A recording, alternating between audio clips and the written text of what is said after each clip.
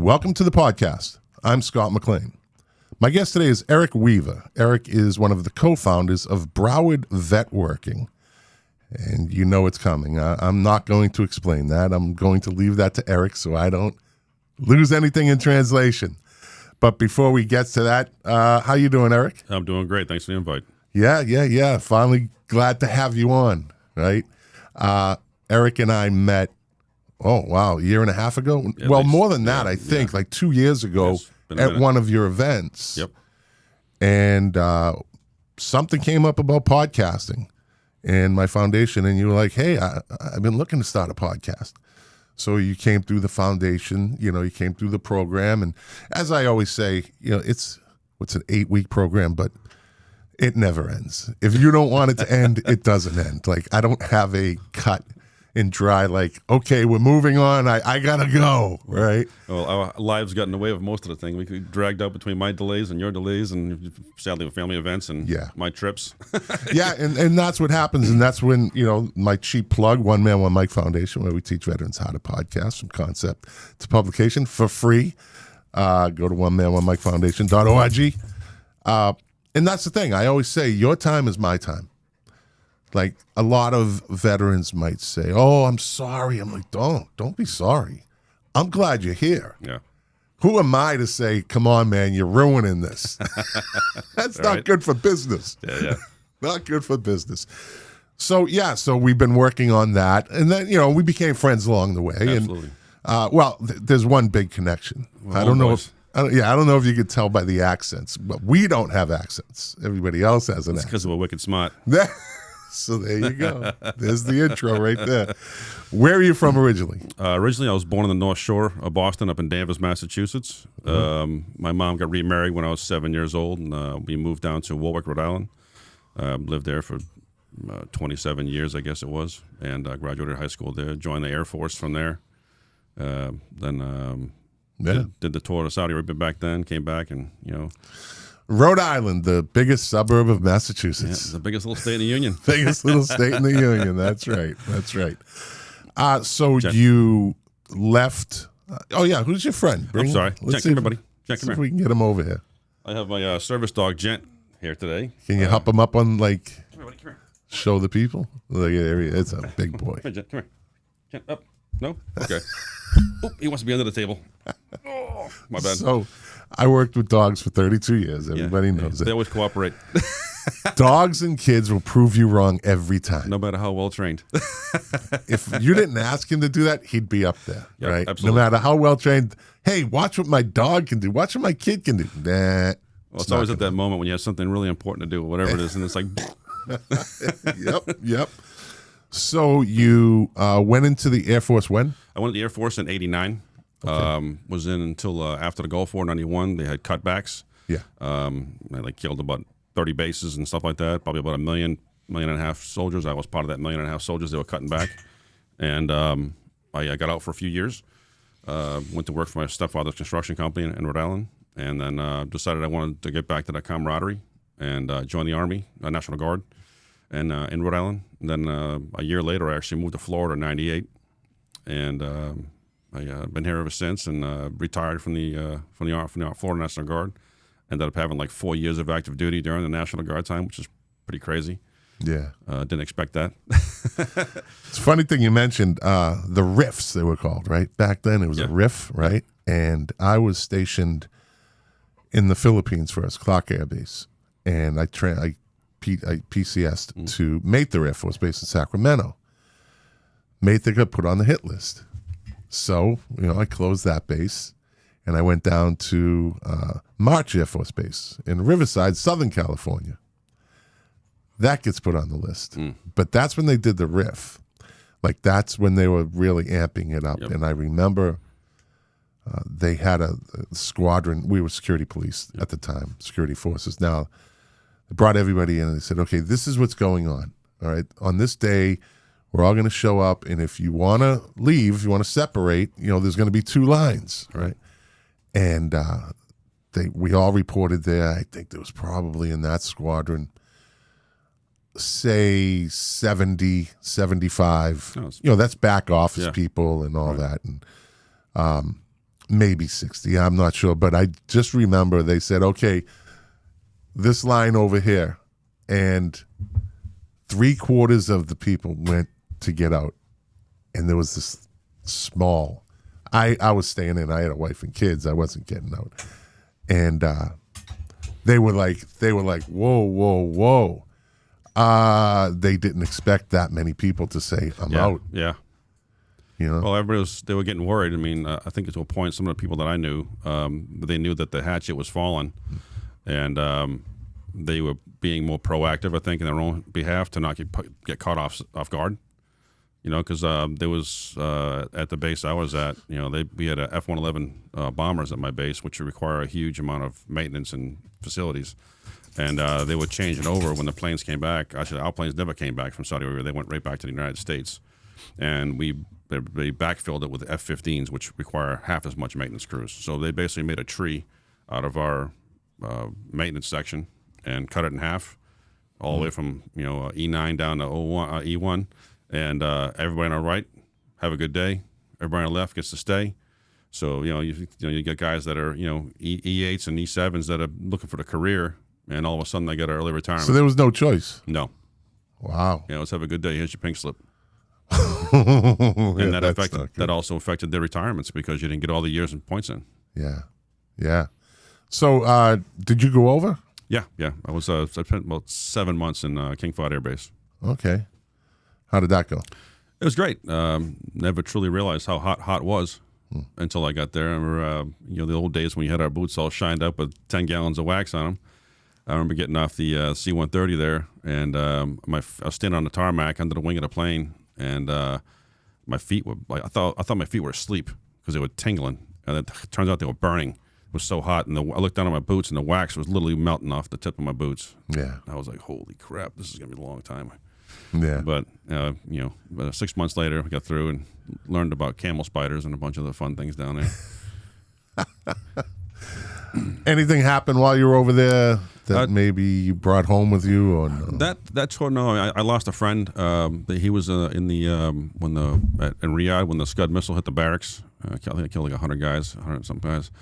He was one of the guys that was in there. At that time, it didn't super affect me. I didn't see it. I just knew about it, so it's just kind of like, it stinks. Lost another guy. That's a bummer.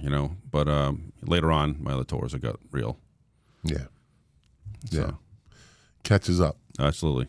It's like baggage you keep storing away. Actually, nothing ever bothered me honestly until after my last deployment, and I was sitting on my couch in my house, and I had an event. Just sitting on my couch watching TV. I didn't have a visual count, but it was like a sensual, like a smell, diesel fuel, blood. It was really strange. My heart started racing like crazy. It was like just all of a sudden a thought popped into my head out of the blue. I was like, wow. Never thought this. I mean, guys that talked about it, I was always like, okay. And I was like, holy shit. It's visceral. When you're over there, this is kind of relevant to, I responded to a suicide when I was at Albuquerque at Kirtland, and they bring in the Albuquerque PD psychologist the next morning. It was a long night. It was at a dormitory. It's just a bad scene, and it didn't bother me, right? I was the one standing next to the one. I second one there, and it's a horrific scene. Yeah. As you would, this poor kid, 19-year-old kid, just ate a shotgun shell, right? Eesh. Yeah, it's a horrific scene, and they bring us in, which was the only base that did that. Yeah. Everywhere I went, there was just bad shit happened, and I just happened to be there. But this was the first time that they actually brought a professional in, and I said the same thing you just said. It didn't the thing that bothered me is it didn't bother me. Yeah. And she looked right at me and said, "Because you're good police. You're a good cop. You don't let it bother you. You do your job." And that's what troops do. Yeah. You just do your job. You don't like it. Yeah. Especially as a leader. When you're leading troops, you got to keep it together because the younger guys, they're going to have some issues with stuff they're going to see, and you got to be able to mentor them and help them through. You're the counselor. You're for 30, 40 guys sometimes. And we're very good at compartmentalizing. Exactly. things. Yeah, put it in the back burner. Yeah, which is bad. Yeah. Because that filing cabinet grows. It does. Or, it's the lock starts to get old and rusty. It's stressing. Yeah. Starts bulging. And another thing about that situation is, so I didn't go over. It wasn't really a thing when I was in, but where we all talk to each other, we stay in that bubble, Yeah. and we're our own therapists, Yeah. which is fucking bad. Yeah. Because we're 19, 20, 21, 22, 23, 24. Look back at like when you were 24. And anyone watching or listening, just think back to that. How really mature were we? Yeah. Right? Well, see, when I was in Chinook Air Force Base in '89, going through my tech school. That's actually the first place I saw a dead person. A kid committed suicide. He got washed back, and he hung himself in a closet. And I just happened to be downstairs when they were pulling him out. I never saw. He was gray. It was really freaky. And it was like, holy shit. Things, as they say, that can't be unseen. Yeah, it shocked me for a minute, and the rest of that day I was kind of thinking about it. I was like, wow, I didn't know the kid at all, but I was like, wow, that was pretty heavy, But nothing really, that didn't bother me. Nothing ever stuck with me from that. But later on, things started to. So let me ask you this: when these things happen, and again, listeners, viewers, unfortunately, who might have been through these situations, and we were young and somewhat tough-minded. Yeah. I don't know if it's tough-minded or we just didn't fucking know any better. Yeah. Right? Immaturity sometimes was a benefit. Yeah. Right? And how many times did we, and I'm guilty of this, of saying, dude, that was a fucked up thing. Yeah. Like, wow. Like, you're with your friends, you're drinking. You sensationalize it. You sensationalize. You're like, it's like almost like, wow, I saw this. Yeah. Or a football game. I saw a game last night. Big play. Right. Yeah. Because it's so outside the box of life and what humans, most of us will never see something like that. Yeah. Which they shouldn't. No one should ever see that. But we take it and carry it like, oh, dude, guess what I saw? Is that coping? Right? Well, it's coping for the immature mind, I suppose. Right. Yeah. Right. And it's really, because I look back at that and it's almost like you can say, I'm embarrassed to say I did that, but then I look at how old I was. Yeah. I'm 62 now, right? So you look back and you're like, Jesus, like we used to talk about this shit like it was nothing. Yeah. And now I think even more, like I just said, was that how we coped with it? Was that how the immature mind deals with it? Yeah. Because it never goes away. Yeah. I think in my later tours, when things started to get crazy with IEDs and people getting blown up and hurt and stuff like that, my lack of empathy is what came out of all that. And, later on, just talking with people, it was more like someone had something terrible happen. Simply, like, oh my God. And I was like, oh, it sucks. Get over it. That's never good. Yeah. So actually until I got this dog, I had zero empathy until I got him, and he started to create this feeling that I didn't have. I didn't have this like really weird, overwhelming, love or care, whatever. I was just like operating every day, and shit had happened around me. It happens, it's just what goes on. Even after I had my issues with all the counseling I had through the VA and stuff like that, my empathy was still super low. Yeah. First time I talked about it, like with somebody else other than a friend, or never really, my first wife passed away from breast cancer. I never really put it on her, even because she was with me when all this shit happened, right? She was with me through my whole time. And I tell my now wife, and but the first time I talked to a stranger, which was the therapist at the VA, and I knew they were going to ask me, right? Why are you here? Yeah. Right? What's going on? I fucking broke down. Yeah. This was like, caught me off guard. Yeah. Caught myself off guard. Yeah. I broke down and I just started crying. Yeah. And then the emotion of, why the fuck did I have to see all that? Yeah.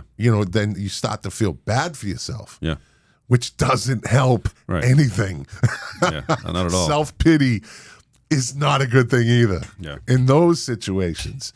And so I'm sure, you might have thought the same thing. Like, what did I have to see that for? Yeah. Like, one thing I will say this is that the bad guys never bothered me. I can never that doesn't even still this day doesn't even resonate with me. It's just as that was something I had to do. There was either me or them. I never shot anybody personally. Most of the time I was in up armored vehicles. and dealing with IEDs that we couldn't fire back because I'm from my seat, I couldn't do it. But there's plenty of rockets that flown by and bullets bounced out the vehicles and stuff like that as I'm cruising. But yeah, it's my guys. I dealing with our guys that were hurt and them in their dire moments. That's what killed me. That's what stuck me the worst. So, did you own dogs growing up? Yes. And so you knew what dogs, because we were always, most of everybody owns a dog or a cat, right? Yep. Mostly. And so when they said maybe you'd want a support So service dog. service dog, what did you think, like initially, like, oh, okay, I'm getting a dog? Did you have any expectation of what literally this dog did for you? Not really, honestly. When I my therapist actually suggested at one point that maybe you should consider something like that. There's some people out there. The VA wouldn't provide service dogs. Yeah. But they recommend or whatever, and if you needed a medical note to tell somebody whatever, they would give it to you. But I searched out Patriot Service Dogs. I found them through another networking group, and it turns out they were actually the best choice I made because they were very boutique. They do about 6 to 8 dogs a year. They've been in business since 2009, and they literally know every single dog to this day, every vet personally. It's amazing. Yeah. Yeah. And him, he's amazing. Yeah. Yeah. Life-changing. Yeah. Life-changing. I think those programs are great, and there's probably not enough of them. Yeah. So many people. It's not easy to train a dog, number one. Right. Again, I did it for 32 years. It's not easy. It takes a different type of person to have to work with animals constantly and love what you're doing. And the time that goes into, like, we train drug dogs in customs, right? A lot of time, a lot of energy, a lot of effort goes into making a dog what you want it to be. Yeah. Well, Gent was introduced at 8 weeks old. Yep. And he was basically trained. He was trained by prison inmates at the Lowell Correction Institute, female inmates. Part of the program that Patriot Service Dogs did. They're 501c3, so they needed to help keep their costs down. And the caveat to that was well, we can give these girls a tangible skill set, give them the love that they don't have, that's missing in their life for the most part, from an animal. And the dogs are trained 7 days a week, 8 hours a day, and cared for like no one could possibly be cared for. Yeah. And then a year and a month later, after his training, he and I were introduced. And actually, they just don't give you the dog. They actually choose the dogs for you per your personality. Yes. And and if I didn't know all 80 commands that he knew, it would have been pretty much a no-go. And if I don't take care of the dog, they'll take the dog back. So it's just a lot of responsibility. You just don't get the dog, and it's not a pet. No, and that wears a cool vest. And, exactly. He has special skills, and he's really good at it. And if I'm having nightmares at night, he'll jump on a bed. And that was my next question. So what is the biggest, like, kind of there? It's all beneficial, right?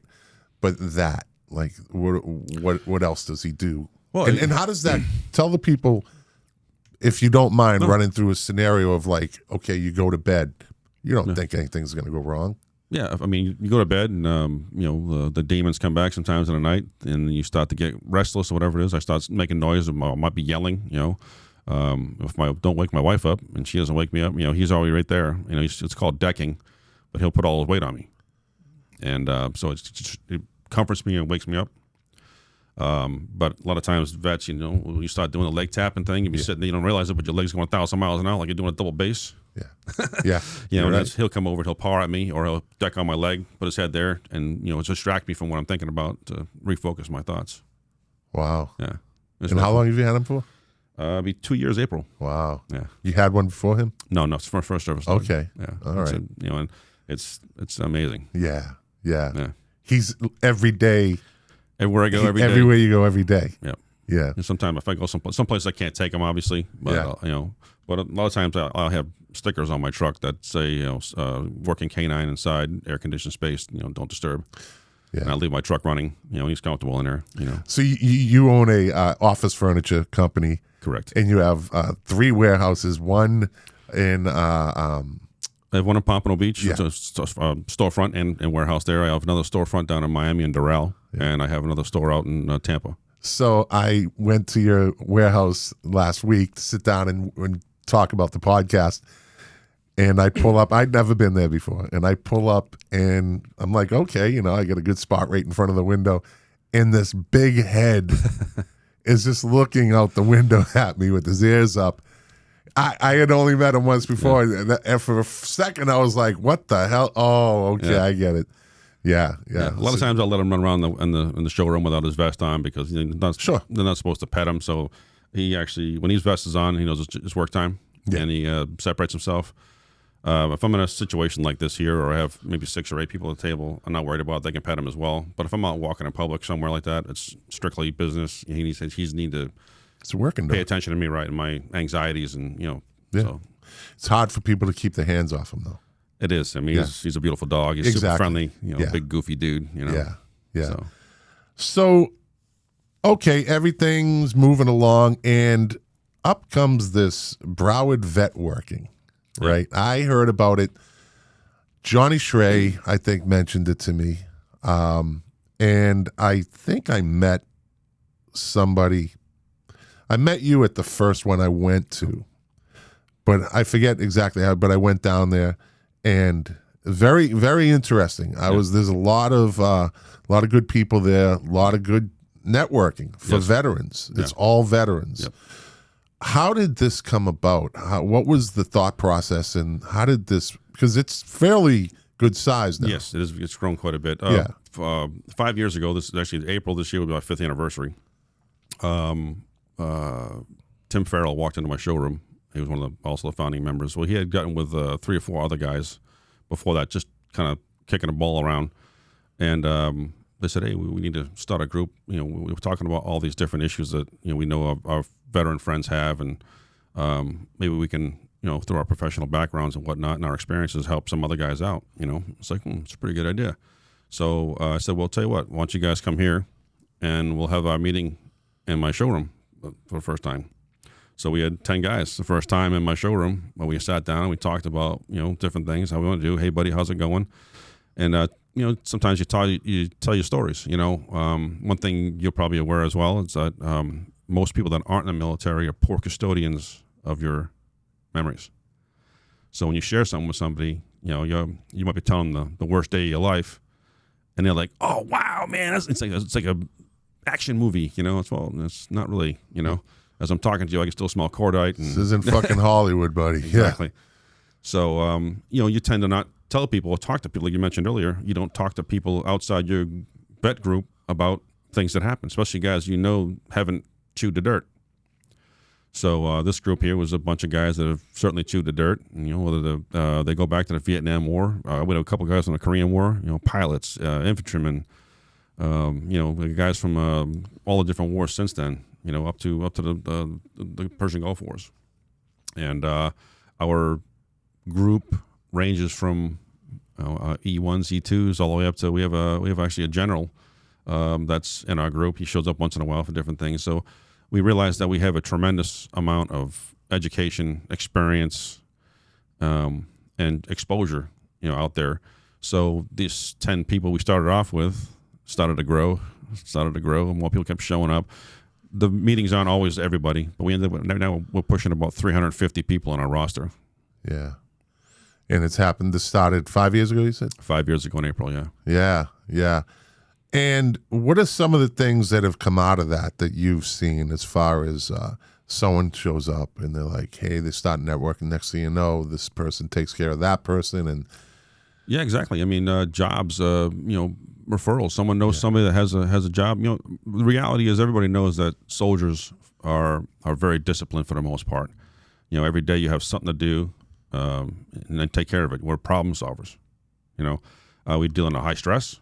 So people people that do know soldiers know this, and they're diversified. They can constantly change. Your environment as a military person is always something's always coming up. You got to figure out.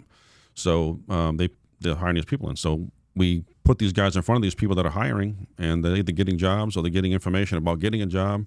A lot of us have been through the VA and suffered the downside of the VA, and, all the things they don't tell you about what you should know. And so a lot of us now, we're a collective, of 300 people now that have been through many different experiences with the VA. We can give them great information on how to get through things and what's available to them, which a lot of them don't even know. Yeah. So. And you've rallied around members. Yes, absolutely. Guys have troubles. We've had guys that are having some real serious troubles in their life, and we've put together money to help them out to get through things. Help them get into programs to whether it's psychedelics or 22 Project to go into a hyperbaric chamber for PTSD and stuff like that. There's so many things that we are involved in now. This group is just attached to the web is. It's just crazy. Oh, it's a serious connection group. Like you'll get connected to everything. Absolutely. At least in the South Florida area. But it even goes beyond that because people know people. Yep. In other areas. So you were basically a nonprofit without the 501c3 designation, right? For 4.5 years, yeah. You're doing what nonprofits do all that paperwork for and go through all the rigor of becoming a 501c3, and you guys are doing it just kind of on your own. Yeah, right? a lot of the stuff. Like now, we're just about finished with our 501c process. That's where I was going. We have our board of directors and whatnot. I think we might be like a month away from it. So let's talk about that. When did the idea come up and just say, you know what? Why don't we just make this official? Well, it was probably about a year ago. We sat down at a conversation with the founders, and we had to do a poll. It's like, why did we start this group? Is it for do we want to get like a B2B status or something like that? And I was like, well, my champion for the group was I want friendships, and I want to help people when I can. Well, you got one here, buddy. Right. And we want friendships, and we want to be able to help people when you can and find information when you need it. And you don't have to. You can just keep it in your group and help your brothers and sisters out, whatever they may do. And so Steve, who was one of our top guys in the group, he's a Marine, crayon eater. But it's always the Marines. I say that every episode. He's a great dude, and he took on a bunch of responsibility in the group, where he was actually all the money we were collecting for lunches and whatnot was all going to his personal bank account. And it's like, well, yeah, I'm sure this is causing some serious, at the end of the year, tax issues or whatever. What's going on? Why is so much money flowing through your account, kind of thing. So we wanted to do this, and we also get in a situation where we can take donations and help cut down the cost for us to buy the meals and do different things for people. We can actually provide help for someone if we have the money in there. There's lots of groups that are looking to help groups like ours out. So that's what we want to do. We decided we wanted to really structure it and set it up so we can do things right. And like your foundation as well, just be selfless. Yes. And you really have to be. And seems to be a theme with me lately after 2 years in the nonprofit world. There's some out there that really aren't selfless. They're selfish. Yes. That's the unfortunate side. Just like the VA. I love the VA. They help me. Yeah. And I am loyal to them for that. I am loyal to a fault. You help me. You can make mistakes along the way. I don't forget what you did for me. And but there are those downsides, right? That they're like, come on, man, really? I found the nonprofit world can be kind of the same thing. Yeah. Very few and far between, but they exist. And you guys, I know, are very selfless. I went to a couple meetings. Then my foundation started getting me busy, so I missed them. But I still get the emails, and I'll get more involved this year, 2026. 2025, as you know from me, it was a bad year. Yeah. Certainly rough for sure. It was a rough year. Yeah. But, at a point, it would be really nice to get the group, have you do a podcast with a couple of the head leaders in the group and talk to them and get their opinion on things as well. Yeah, look, I am always open to spread the word. That's what this podcast is all about, spreading the word to the veteran community and the families and friends of veterans, because the more they know, the more they can help also. So if you want to be a feeder to this, I'd be more than glad to. I'll interview anybody. You know, as long as it's relevant and it's helpful to the veteran community, Absolutely. other families and friends, I'm all in. So start sending them this way, buddy. Yeah, Start sending them this way. I do nonprofits. That's my main focus is to push nonprofits. I always tell them this is a 45-minute to an hour infomercial for your nonprofit, right? I want people to know about these things. But then I found along the way, as we talk about in the podcast class, I can't stay with tunnel vision. You got to kind of always be improving, always be making it better and more informative. So now I'm opening it up. Really? Opening it up. Check. Cut. Can we edit that? Can we get that out? Can we cut that? To more information. Right. And talking to veterans that are in the same like kind of world that you guys are in the vet working. It's only more information. So the more the merrier for the veterans. It's pretty amazing. I mean, and how far apart they're spread out to this area, you know. Yeah. I know it's Broward, right? But did they and I'm in Palm Beach County, but I still I'm still somewhat involved. Pretty much we have guys from Palm Beach County all the way down to Miami-Dade that come up, you know, to meet, come to the meetings and whatnot. One guy comes down from Jupiter. So this is just a question from a regular mindset of what I would ask you. So it's Broward Vet Working, right? Correct. Is that going to kind of open up to just vet working or South Florida vet working, or It depends on how it goes, I guess. Yeah, but it's none of my business. I'm just curious because it makes it more right. It's something we're probably going to talk about at a point if it gets much larger. But I mean, there's so many people. It's going to get bigger, right? But I mean, there's so many people in this area, so many vets in this area. I mean, Florida's hundreds of thousands of vets here. You know, it's insane. Yeah. So having these people and having the access to them and them having access to us and all the stuff that we can help them with, you know, they love it. You know, I mean, we're also aligned with several different companies, or not companies, but organizations like the United Way. Mission Barbecue, those guys, we do a lot of work with them. So you talk to Mission United Broward County? Yep. They're the best. Actually, one of the guys in our group, I think, is either past or present president of it. Yeah. So they're the best. Yep. They're amazing. And they help soldiers get placed in jobs and stuff. Yes. They are the best. Yes. Absolutely. If you're a veteran that's in Broward County, I suppose they could refer you if you're not in Broward County, but Mission United, Broward County is definitely the best resource. Without a doubt. Yeah. So moving forward into the nonprofit world, what would it be, and maybe there's no answer to this yet because it's you're still in the process of creating it and the paperwork and all that. What would be the main focus? Like if I was to go to, Broward Vet Working, what would be some of the needs you guys are going to cover for veterans? Almost anything we can. Right. And there's no limit or no guideline. We have assets that are free of charge. Yeah. Actually, the simple things is there's one company that provides free fishing charters once a month. It's amazing. There's veterans. One guy has a scuba diving store. He provides free diving lessons and certification for vets and their wife, and also you can jump on their boat and go out for free diving. Wow. There's so many different. One guy has the race car thing for vets where they take them off for race experience. Wow. Yeah, that's really cool. Yeah. They can go out drifting and all that kind of stuff like that in cars, and they can go for a ride first, and if they feel like they're confident enough, they can actually. Did you do that yet? I haven't done it yet, no. But Fred is one of the guys that does that. And he's amazing. He's Titan Builders, this company. That's part of his deal. Really, really cool. Wow, that's so it's going to be a wide variety, and of course assistance. Yeah. If a vet's in trouble, or if there's always somebody there. So you're technically the collective, as you said earlier, is the one big resource. Yeah.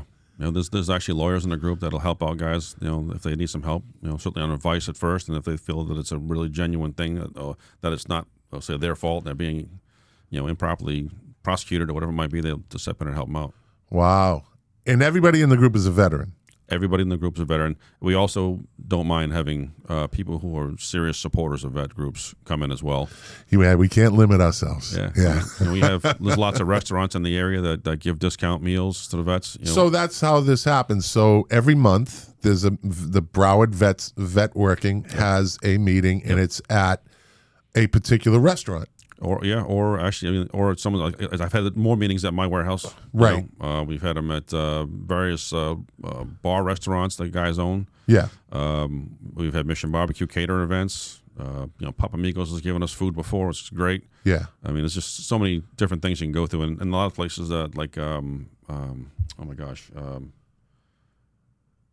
I forget the name of the restaurant. Oh my gosh, it's terrible. But they donate 20% of the proceeds from the meals. Oh, nice. To Wounded Warrior Project. Okay. Yeah. All right. Yeah. So it sounds like Twin Peaks. Sorry, Twin Peaks. Oh yeah. Well, next time you get a meeting there, let me know. I'm just saying.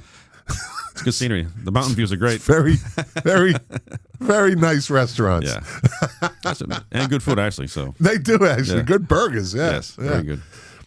So that's the future of Broward Vet Working, right? Mm-hmm. And you're in the paperwork process right now? Yeah, I mean, we're most of the way through. We've already had the legal stuff all done. I think right now that they just, I guess they want to say punch on the clock. We already had to submit all of our organization, and we're just ready to go. So probably in the next 2 months, we'll probably be squared away totally.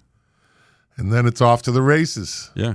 Then come the T-shirts, the advertising, the getting it out there. Well, what we're hoping to do really is to advertise it and find people who are looking to help out vets. Their website, right, and then money will go to a very good cause. There's no one on the payroll right now at all because it's not big enough to do that yet. That's important. There's things we got to pay for, the website, yes. Stuff like that. We got to utilize money for and help sponsor some of the events a little bit to help it cut down. Some of the guys don't have money, and they can't afford that.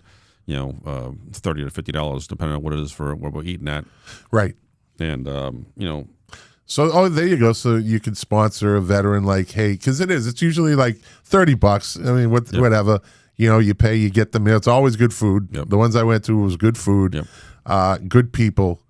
Everybody's inviting. Everybody's friendly. It's not pretentious. Yep.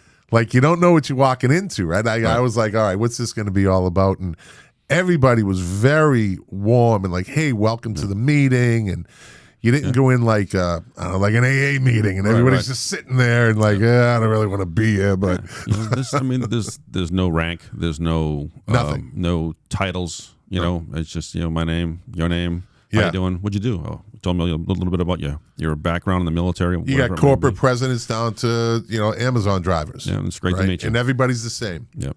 Yeah. And I like the fact that it's always in a different place, right? It's always in a different place where, and it's sometimes closer to Palm Beach County. Yep. Sometimes it's a little further away from Palm Beach County. But Broward's perfect because it's right in the middle of Dade and Palm Beach County. Like you said, it covers a lot of veterans. Yeah, most of our events are in the greater Fort Lauderdale, South Pompano area. Yeah. And if somebody wanted to get involved with that, how would they get involved? You can go to www.browardvets.com or browardvetworking.com, and or you can reach out and talk to one of us. I can provide you with my email, so if someone contacts you, I can take care of that. And we can take it from there. Hook them up. So browardvetworking.com. Yep. I mean, we have there's also like 2 levels of membership to the group. There's a free membership where you can get your name on the website, and you'll get all the information that comes out through the website. And there's a one for people that want to spend the money. You can spend $250, which is still a donation to the unit, which is a tax deductible donation. But that also gets you into the list of everybody that's in the group and all the things that they do business wise. So, and it's actually the site's being retooled right now, where you'll be able to search by let's say genre kind of thing, depending on what kind of career field it is. So you're looking for a lawyer, you're looking for a dentist, you're looking for whatever it is.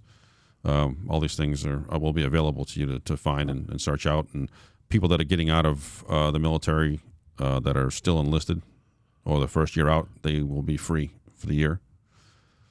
So nice. Yeah, that's important. Yes.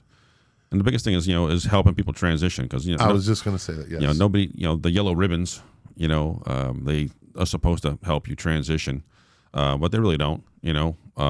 the biggest thing is the culture shock. You get out into the field, and coming as a senior NCO, there's a certain way you used to speak to people. It wasn't rude. It's just very matter of fact, and that doesn't work so well in the civilian world. You hurt a lot of feelings real quick.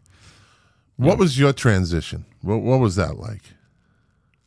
I guess I had an easier time because I was in a guard a lot, so I was in some pretty good managerial positions, going through the years. Well, when you get out of the Air Force the first time, the Air Force, I went back to my father's company. So, okay. So for me, it was, at the time I was E2, so I wasn't, E3, so I wasn't really anybody to the most part. So when I went to my dad's company, it was easy to just go there and work and no problems. A support system, right? Yeah, and actually nobody ever asked me about oddly enough, no one ever really asked me what happened. Which at that point, really nothing really serious ever did happen.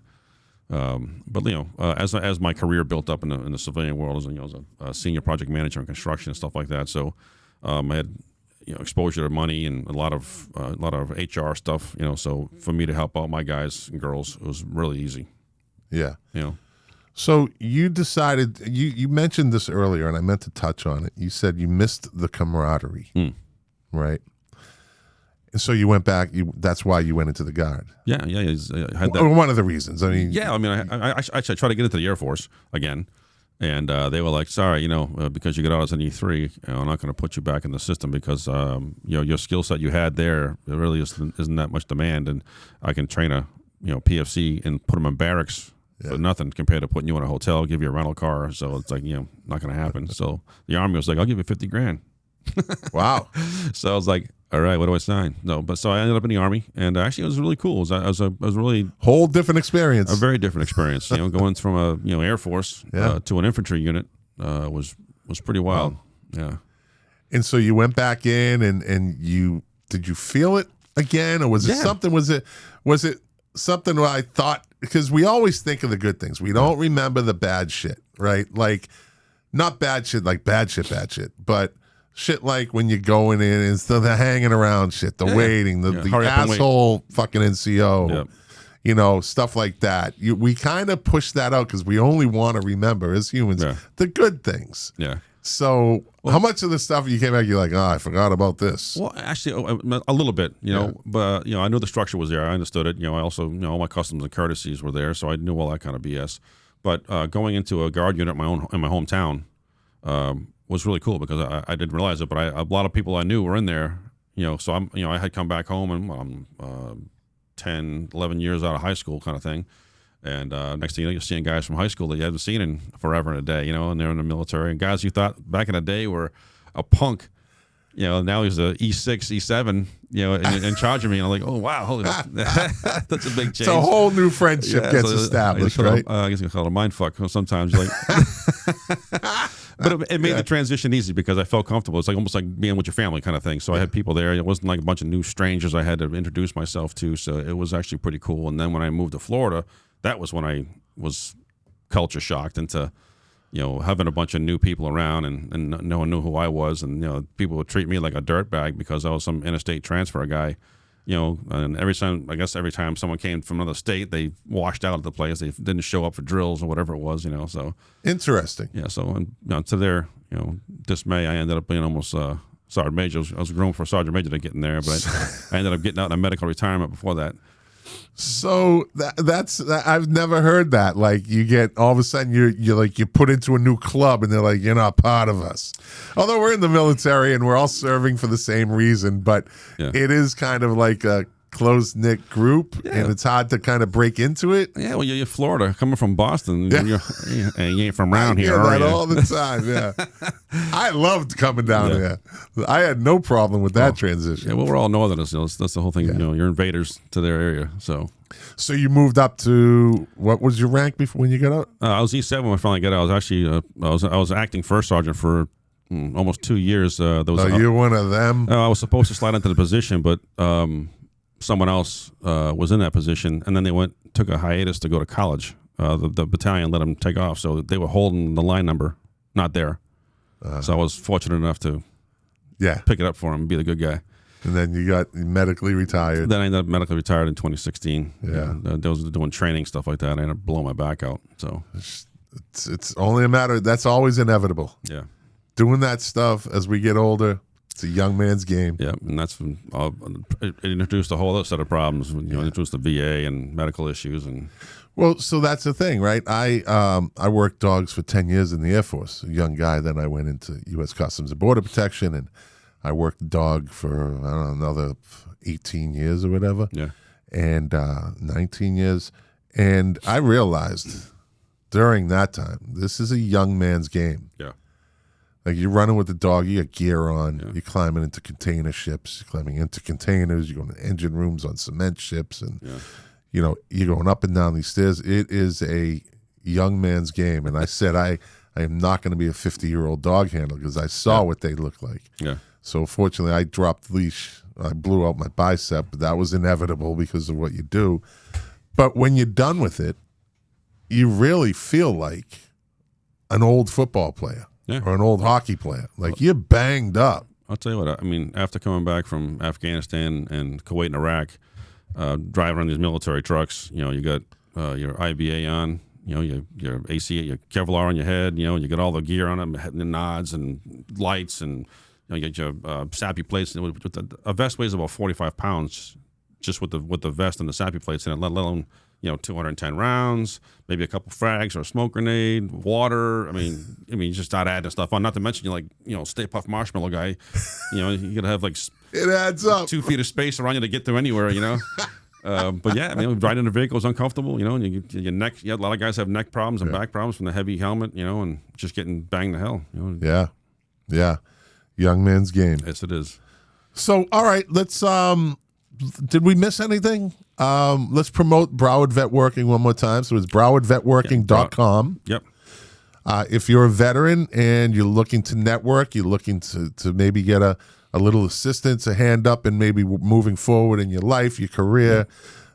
Trust me, I've been there. There's enough there. Yeah, I mean, certainly that'll help for sure. And it's young to old. It's not like just a bunch of old veterans. Like I went there. It runs the gamut at age. Yeah, we got guys there that are in their mid-20s. Yeah, and that are guys actually, up to their 60s. Yeah, and it's in the currently serving too. You don't have to be out of the military to be in. If you're still currently serving, you can be there as well. Yeah. But yeah, I mean, we have let's see, Vietnam and Korean vets in there that are in there doing their thing, they're enjoying it because they for so many years, other than the VFW, they didn't have any place to go. Yeah. So. All right. Well, Eric, thanks for coming to the One Man, One Mic Foundation studio. My pleasure. This is the new and improved one. You went to the original one when it was just an audio podcast. Great. No, it's really great. Yeah. Always be improving, buddy. Yeah. Always be improving, right? And I appreciate all your help you've given me with mine. I'm looking forward to launching mine maybe in the next couple of weeks. Yeah, and it's going to be great. You got it all. You got it all taken care of. It's just a matter of Eric is a busy man. Trust me. That's one of the things we kept missing. He's like, dude, I'm going to Canada. Dude, I'm going here. I got this. I'm like, no problem, buddy. Yeah, it's no problem. Last year was a fluid environment, So it's one way to put it. Yeah, but no, it's and also after trying to record all my podcasts, finding my voice is the issue. Is the speed, the delivery kind of thing. So you sound intelligible when you're speaking and whatnot. So that's key to what you're doing, your type of podcast, because. One Man, One Mic Foundation, cheap plug. If you're a veteran and you're interested in starting your own podcast, you don't have to talk about veteran shit. Like I think a lot of people think, oh, you can talk about anything you want. Yeah. Anytime a veteran gets to talk about something they like, it's very therapeutic. It's helpful. So go to onemanonemic.foundation.org and get in touch. I can do a shameless plug for do it. Patriot Service Dogs. Absolutely, do it. Do it. They're the best service dog company out there. Patriot Service Dogs. Yep. All right. If you're a veteran or a family member or a friend of a veteran that you think might need a service dog or is looking for a service dog, Patriot Service Dogs. Find them on Facebook. And where are they located? They're out of Ocala. Okay. And but they, Julie actually, the one who owns it, she has a sister or something down here in this area. So yeah. But they. There's a general that I know is a really good friend of mine. He lives in Alabama. He's got a service dog from there, so they service everywhere as far as they can out there now. So, and they just they want to help out vets. Dogs doing God's work, absolutely, and horses too. Herd Foundation. There you go. Assistant services. I love them, and everybody already knows that. So it's amazing. All right, my friend. Well, again, thanks for coming on. Let me just do my outro, and we'll talk afterwards. So, we built another bridge today, Vet Working Bridge, and I look forward to watching Broward Vet Working grow into an amazing nonprofit. They have the potential there is unlimited, and it's a very beneficial program, group for veterans in South Florida. So take advantage of it. Go to browardvetworking.com and see what they offer. Go to one of their meetings, see what they're all about. You'll see that it's a very welcoming environment. And I look forward to watching them grow and helping them grow. I will promote the hell out of them because I know what they're doing is good stuff. And with all that said, thanks for watching. Thanks for listening. If you like it, share it. If you didn't like it, well, thanks for watching and sharing for 50 minutes and 36 seconds. I appreciate that. This is great. The dog is all hooked up in the wires. This is great. We're getting off just in time. I think he's going to knock over a camera. All right. You'll hear me and see me next week.